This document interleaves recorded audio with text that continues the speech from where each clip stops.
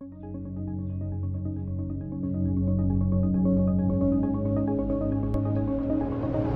guys, MrPopZit here. If you need any help with your skin, my new office, MPZ Dermatology, is open. Give us a call at 951-270-4494. Also, there's 4 million of you that come to my channel regularly, but only 1 million of you have subscribed. Make sure to hit the subscribe button. The more people I get subscribed helps me get an editor and bring you more content. So make sure to like and subscribe, and thanks for popping by. Okay guys, MrPopZit here. We have something that we see every now and then in the earlobe. We have a epidermal inclusion cyst, and you can see it right in the back there. Especially when I press on it just a little, you can see that little pocket, kind of a little ball there of white.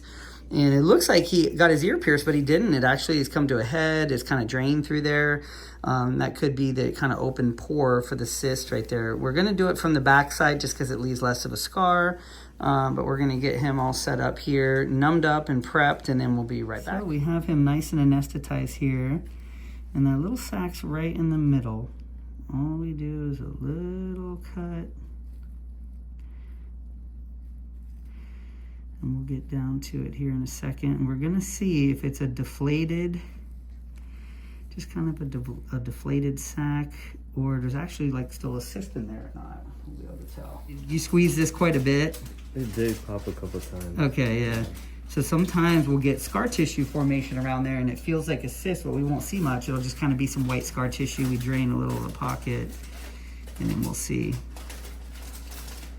I'm gonna see what I can grab in there. I do see some scar tissue, but I think there's a little cyst in there too.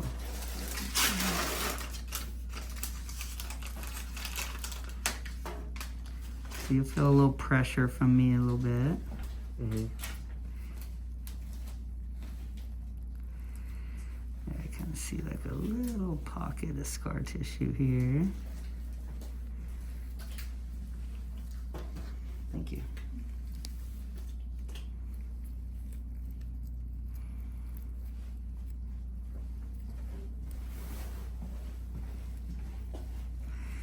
Yeah, the earlobe's interesting because it'll kind of go all the way through. You can dab there for me. That's that little pocket of scar tissue right there. There's remnants of the sac I can see right there. Can dab. I'm going to trim that out. So he has squeezed this a couple times, which has drained a lot of the stuff we usually see that's in there. But I do see a sac right here for sure. And it is coming out.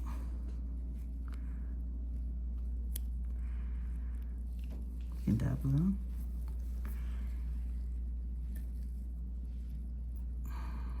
Get the bottom of that there.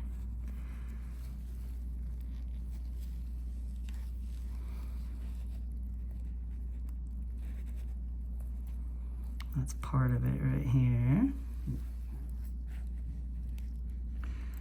Sit right there.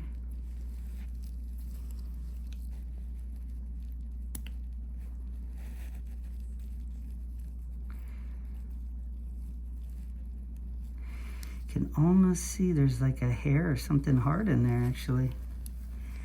I can feel it. It's almost hard to grab onto. Dab one more time. That's it right there.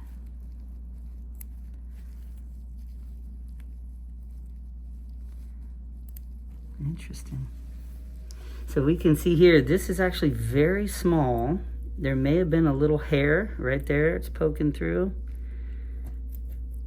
And that is a little tiny encapsulated cyst with a hair rolled up in it.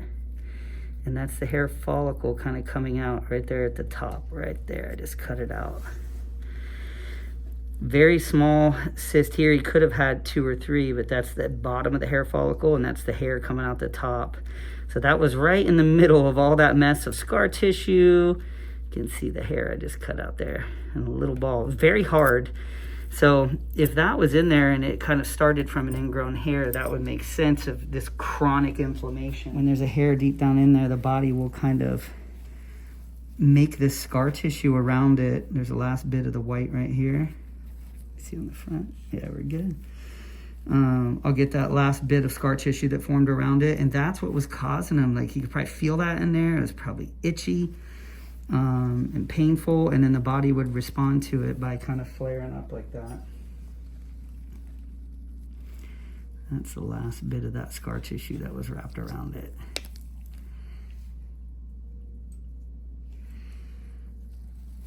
Right there. You can hold pressure there. Just kind of part of that wall that was surrounding all of that. And this would get bigger for him sometimes, which is pretty common. The body has a big response to the inflammation.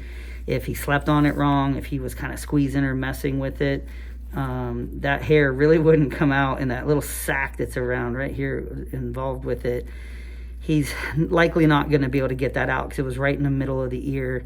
So much inflammation around it and scar tissue had grown around it. It'd be hard to reach without getting numb like we just did and cutting it out. So that's good. That probably would have never gone away if we didn't do this little procedure. Pretty simple, but you know, until it's gone, you'll keep having trouble. Looks great. It's just a little tiny line there. We'll put some stitches in, do a little bit of cautery, and I don't see anything else. All that is just regular fat tissue and regular tissue around it. No big vessels either. And I don't see any ingrown hairs or anything like that. No pain, right? No. Good. You can dab right in the middle there.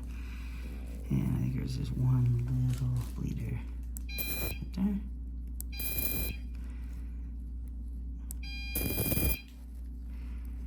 Very good.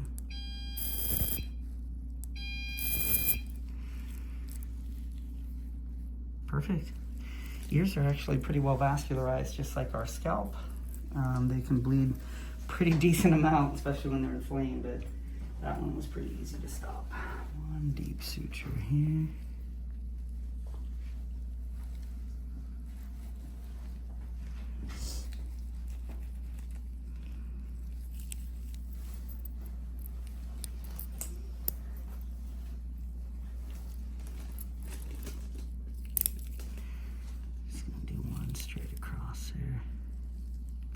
Scar tissue makes it a little frail, so if we just have to do simple interrupted, we can. That should catch there.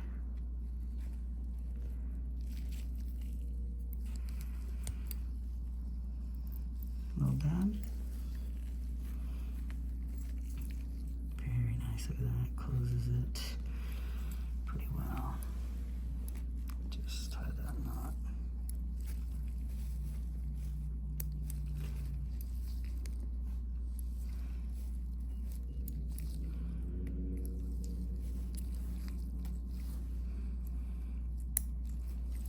He had all the fun popping it at home. Wasn't a big pop, but still interesting what we found in there for sure. And makes sense with what you're going through there. It's right by the surface, so not right there, yeah. Perfect. Thinking 2 little simple interrupteds likely. That's all we'll need. Maybe 3.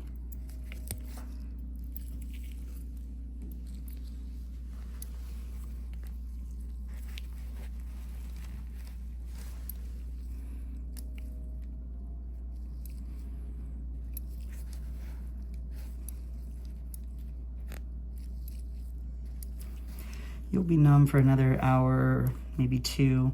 And when it comes down, it shouldn't be real painful. If it's a little sore, you could take some Advil or Tylenol just for a little bit of inflammation. There's no big bleeders or anything. And then just try not to pick at it or anything. You can keep a little Band-Aid when you sleep for the first couple nights just while it's healing. Yep. That'll be good. Dab one more time right there.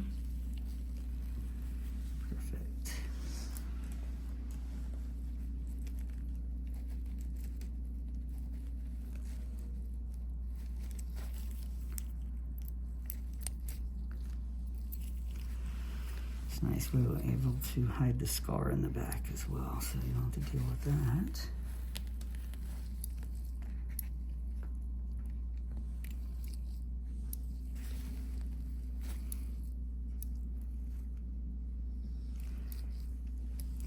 People always ask also, I don't have big, huge hairs on my ears. You know, they'll say that.